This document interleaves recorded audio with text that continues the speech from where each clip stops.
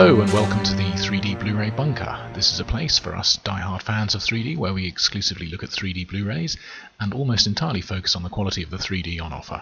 So unlike most reviews which focus on the film itself with a short comment at the end about the 3D, here we do things the other way around. And today we're looking at The Walk, Robert Zemeckis' 2015 film about high-wire walker Philippe Petit and his real-life attempt to fix and walk a tightrope between the two towers of the World Trade Center. The aspect ratio is 2.4 to 1, and the film's 3D was post-converted rather than being natively filmed. On a quick personal note, this film was something of an epiphany for me, not because it encouraged me to walk a high wire or anything like that, but because this is the one that opened my eyes to post-converted 3D, because for years I'd been a native 3D only snob, partly because I just didn't believe that 3D could be effectively added to a film that was shot in 2D, but mainly because I'd been to see Clash of the Titans, which was one of the very first conversions, and had looked pretty awful. So a few years ago I found that I did have one or two Blu-rays of converted films, which I probably only bought because I'd wanted the film in 2D and the 3D version had maybe been cheaper at the time. Anyway, one day I decided to give one of these a shot. First time I'd done so since going to see Clash of the Titans. I picked The Walk off my shelf and straight away, and I'm sure you're all way ahead of me on this, but I was absolutely amazed at how good it looked. So much so that about 5 minutes into the film I had to pause it to check, assuming that maybe I'd been wrong and that it had actually been shot natively. But no, I realised that I'd been missing out on something of an art form that had been well up to speed for several years and became something of a convert myself. So speaking of those first 5 minutes, the opening shot of Joseph Gordon-Levitt is against an empty sky, which could often make for really uninteresting 3D, but here his face is fully solid and realistic looking. And then we move over to Paris and you get this lovely shot of this cobbled street stretching deep into the screen with the Eiffel Tower reflection being in the correct 3D space in the puddle. The film briefly shifts to nice crisp black and white in some scenes. Here the crowd is forming a performance circle for Petit, and the separation and depth of this composition is completely convincing. Zemeckis definitely shot the film with post-conversion in mind, not just with some obvious pop-out shots, but the entire film is clearly composed with depth in mind. And having said that, there are several pop-outs, all of which are extremely well done. Like this top-down juggling shot is a nicely done moment, partly for the unusual view, but also because it's a pop-out that, unlike many in other films, it lasts long enough to properly appreciate it. And other examples of Zemeckis taking his time with pop-outs and allowing them to breathe, like this shot of the rope stretching from way behind the screen to out in front of it, which again lasts long enough to fully take it in. And this arrow being shot towards us, where you can see the shot is transferring from the arrow in France to a sort of flash forward of what it's intended to do in New York. So that moment lasts a good long time too. The moment of this wire hanging down, it's initially shown as a sudden and brief shot of it falling, but then we cut back to it hanging there for a few seconds so we can see it properly. So this is all really well thought out and filmed, unlike what I'd say represents the majority of pop-out scenes in other films. There's a moment here where depth works in a really creative way. You're looking at his reflection, which is placed correctly behind the glass deep into the picture he's looking at. Because it's so far back, it helps us focus on his face as it morphs into a reflection of his younger self as we go back to a flashback in the circus. I was looking at Tim Burton's Dumbo the other day, and like that film, there are several scenes in the circus Big Top here, which is a venue that starts to look as if it was really designed with 3D in mind. Here's a really good moment where not only are the wire and the wire walker's feet way in front of the crowd, but the crowd itself is full of depth too, and that's something that I think couldn't have been done this well if the shot had been filmed natively. You got shots looking up to the high wire or down from it to the ground, all work superbly, and the depth is clearly beneficial to the drama. There is a slightly odd moment during this circus flashback. Maybe it's just on the UK Blu-ray, but for 2 or 3 shots it's where Ben Kingsley comes into the film. It goes two-dimensional for a few seconds. I can't see any creative reason for them doing that, so I assume it's just a mistake. It's only a very minor one though, and not one of any significance, especially when the rest of the film is so full of depth and done so well.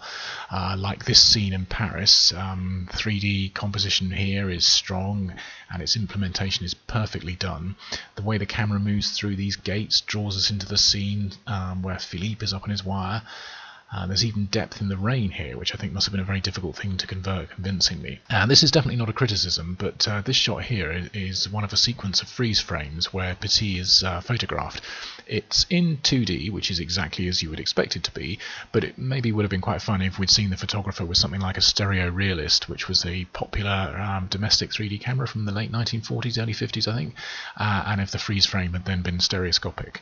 And on a similar theme, there's something that I've never understood with films, and that's the view they show when someone's looking through binoculars. It's a bit of a pet peeve of mine, where they almost always inexplicably show that weird and nonsensical twin circle view, which is what they do here, which is a shame, as binoculars have always been a real treat for 3D fans in real life, and I just wish that somebody saw the opportunity to do them correctly in a 3D film. When we get to New York, Philippe's first sight of the World Trade Center is made to look all the more daunting thanks to the 3D having it stretched deep into the frame. At this point I ought to mention, by the way, that the conversion was done by Legend 3D, done brilliantly. I remember when the film came out, lots of the reviews talked about the 3D being good once the walk of the title gets underway in the final third of the film. But I think the 3D is consistently excellent right from the beginning. The spatial depth is clearly carefully staged and well achieved all along the way.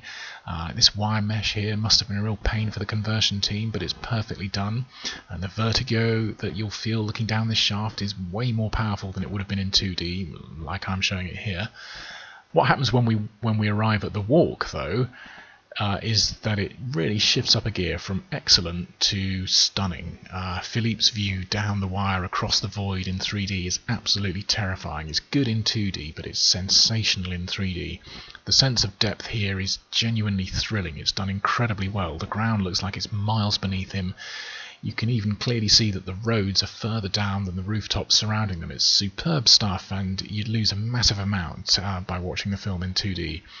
As something of a 3D evangelist, I would argue that there's actually a case for every film to be made in 3D. It's not the subject that is important, it's just the way the thing is composed and framed.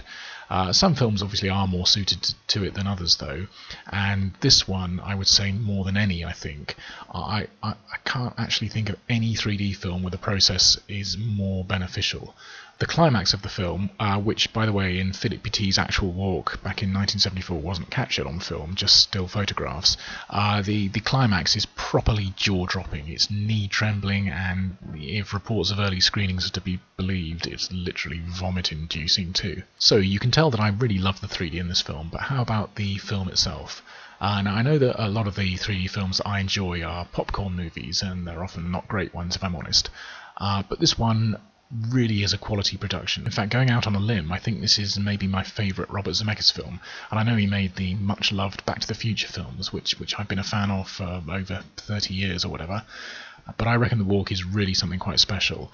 It's a very well-mounted film, it's got a great cast of characters all well played, it's a lovely looking film, it's funny, and at times it's really moving.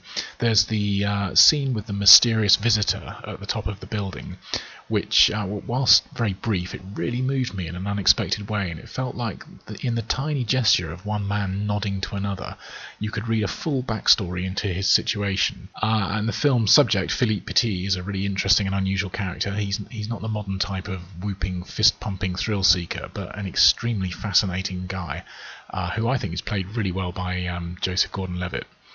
Even though several critics were more interested in complaining about his French accent than applauding the way he captured the single-mindedness and unusualness of the man. And more than any of that, of course, it's got the effect of reclaiming the Twin Towers of the World Trade Center and commemorating them for something bizarre, beautiful and peaceful and awe-inspiring that happened up there.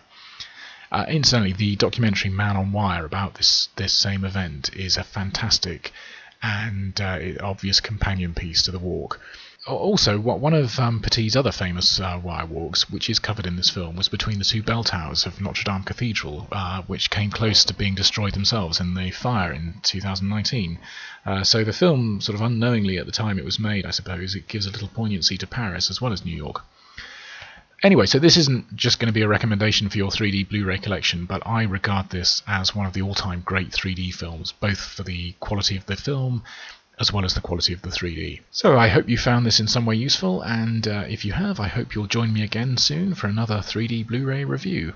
Until then, thanks for looking in on this one. Cheers for now. Bye-bye.